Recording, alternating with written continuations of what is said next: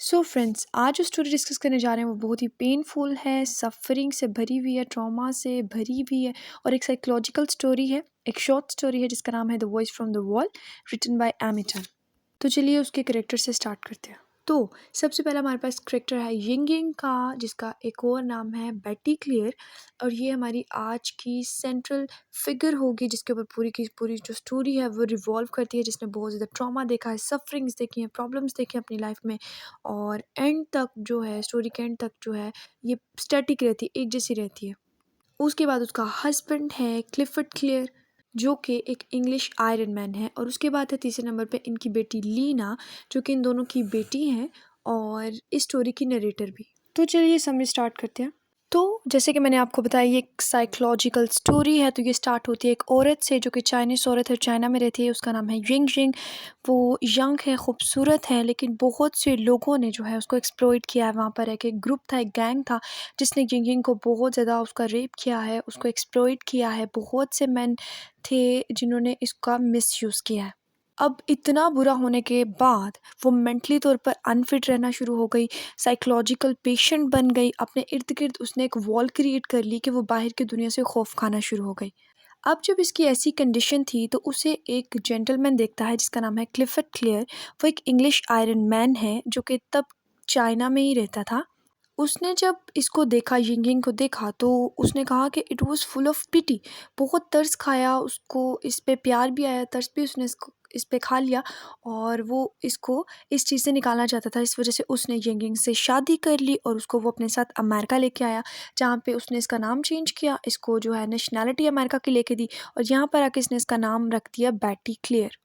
ये बंदा बहुत ही जेंटलमैन था, उसका साथ देना चाहता था, सपोर्ट करना चाहता था, उसको इस मेंटली ट्रॉमा से बाहर निकालना चाहता था। बहुत कुछ करता है वो इसके लिए। लेकिन जो यिंग यिंग है वो तो ऐसे बिहेव कर रही थी जैसे उसने अब कोई भी चीज़ एक्सेप्ट नहीं करनी। और स्टोरी के एंड तक वो नहीं करती, वो नहीं बदलती, उसका एक स्टैटिक सा करेक्टर रहता है। अपने माइंड के इर्द गिर्द एक ऐसी वॉल क्रिएट कर चुकी है कि ना उसके अंदर कोई दाखिल हो सकता है, ना इसकी सोच ही बाहर आ सकती है। खैर, इन चीज़ों की वजह से इनके जो शादीशुदा रिलेशन है वो बहुत ही ज़्यादा डिस्टर्ब हो जाता है और इनमें गैप आ जाता है। बहरहाल इनकी एक बेटी होती है जिसका नाम होता है लीना। वो बहुत ही ज़्यादा मॉडर्न, एक्टिव और कॉन्फिडेंट होती है क्योंकि वो अमेरिका में हुई होती है और वो अमेरिका की नेटिव होती है।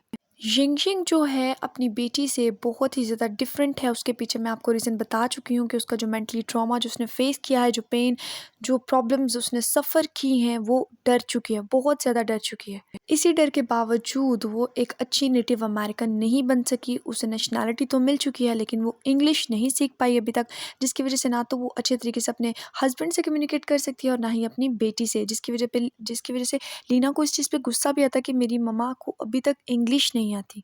और जो यिंग है वो बहुत सी अपनी बातें, अपना पास्ट जो है वो लीना को बताती है, उसको बताना चाहती है और उसको डराती है, उसको प्रेशराइज़ करती है कि तुम जो है वो मर्दों से ज़रा बच कर रहना, ये दुनिया अच्छी नहीं है, ये जो है तुम्हारा मिसयूज़ कर लेगी और तुम यंग हो, तुम अपना ख़्याल रखा करो। क्योंकि लीना को पता है कि मेरी माँ मुझे डरा रही है, तो वो इन चीज़ों से इग्नोर करती है।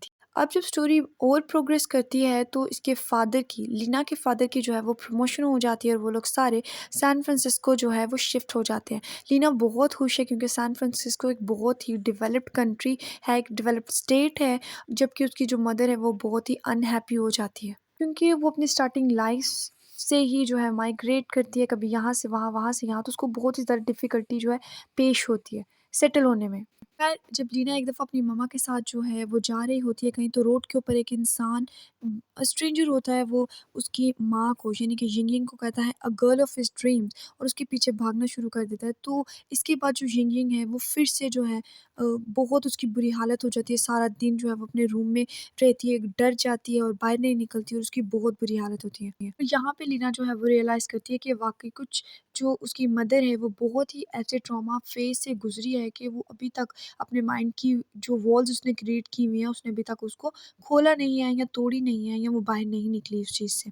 चल, इस नए घर में जब स्टोरी और प्रोग्रेस करती है तो जो यिंग है वो सारा दिन अपना टाइम जो है घर को रीअरेंज करने में लगाती रहती है और अजीबोगरीब बातें करती है। उसकी अजीबोगरीब बातें सुन के उसकी लीना बेटे डर जाती है, जबकि उसका बाप जो उसको बताता है कि तुम्हारी माँ एक्सपेक्ट कर रही है, बहुत ही जल्द हमारे घर में कोई नन्हा बेबी आ जाएगा, जिस पे लीना बहुत खुश होती है। जब वो टाइम आता है तो अनफॉर्चुनेटली एक और बुरी खबर मिलती है इन सबको कि यिंग-यिंग के जो बेबी होता है वो एक स्टिल बॉर्न बेबी होता है, और स्टिल बॉर्न बेबी वो होता है जिसके अंदर ही मदर की वॉर्म के अंदर ही जो है वो डेथ हो जाती है, और जब वो पैदा होता है वो तो ज़िंदा नहीं होता।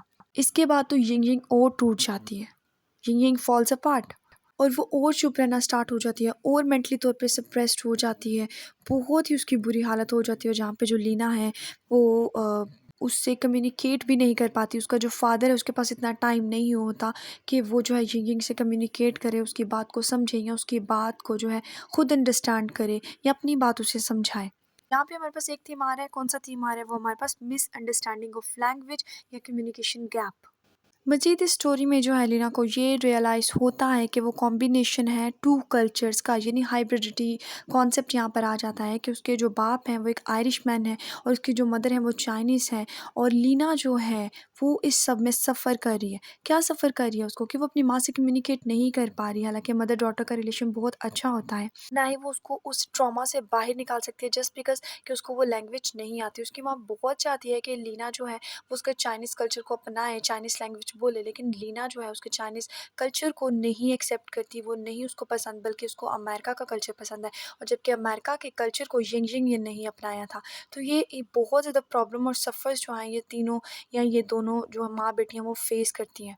और इस तरह स्टोरी जो है वो आगे और प्रोसीड होती है, और स्टोरी के लास्ट पे जो है लीना के घर के पास एक लड़की रहती है जिसका नाम है ट्रेसा, जो आए दिन अपनी मम्मा से लड़ती रहती है, और एक दिन उसकी मम्मा उसको घर से निकाल देती है, तो वो लीना के घर में आती है और उसको बताती है कि वो फिर भी अपने घर में जाना चाहती है, और वो जो एक आतिशदान होता है ना उस अप लीना की छत से अपने आतिशदान में घुसेगी और वो अपने घर में जाएगी।